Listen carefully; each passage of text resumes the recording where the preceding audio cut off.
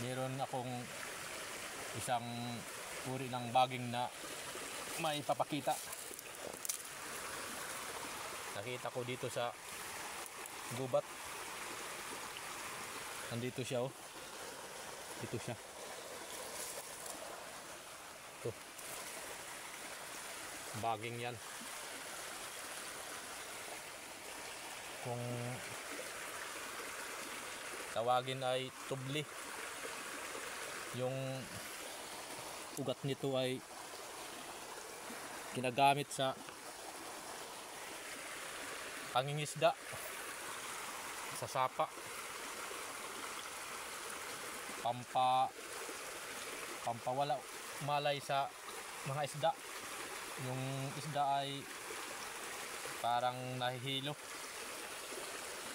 saka pag nahilo na yung isda ay lumulutang. Ginagamit ko sa pangingisda. Ito siya, pakita ko yung ugat niya dito para kita.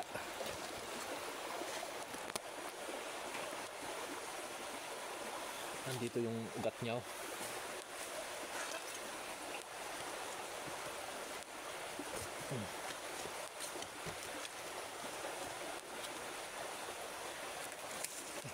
Ginagamit ko sa pangingisda.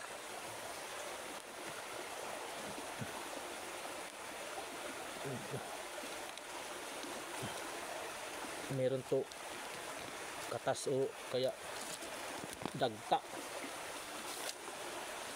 Ito yung ugat niya, oh. Yun.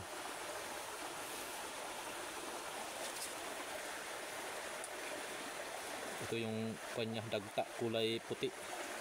Yun. Ito yung dagta niya ay yan ang ginagamit sa pangingisda, panghilo sa isda.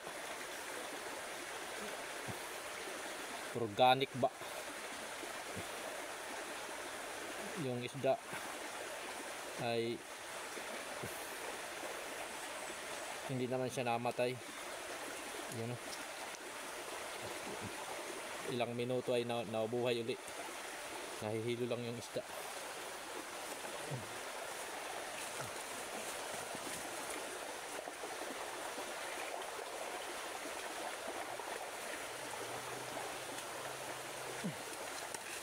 Ito yung ugat niya, ang tawagin ay tubli. Puti yung dagta niya.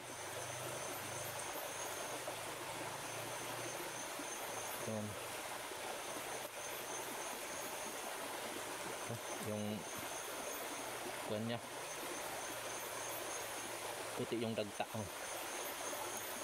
Panghilo sa isda, ginagamit sa pangisda sa sapa.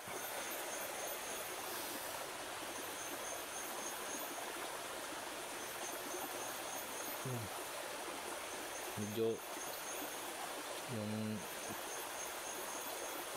kuwan niya, amoy ay hindi ka nais-nais.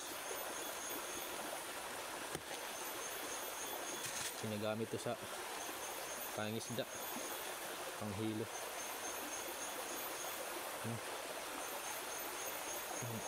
Kulay puti yung dagta niya. Yun, tawag nito ay tubli.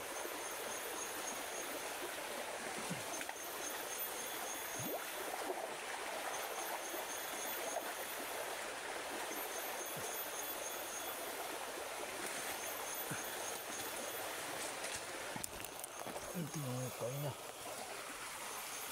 Doon yung dahon niya sa taas banda, gumapang. Ito yung kuwan niya, katawan. Nagamit yan sa pangisda.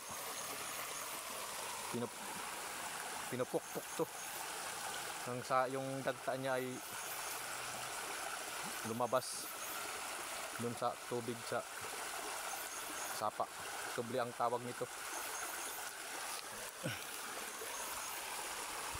Iwan ko kung ano ang scientific nito, Tagalog. Medyo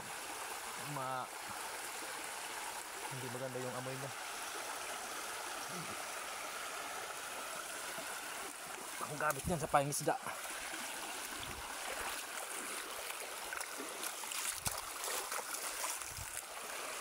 So maraming salamat po sa panonood. Yan lang po muna. Bye.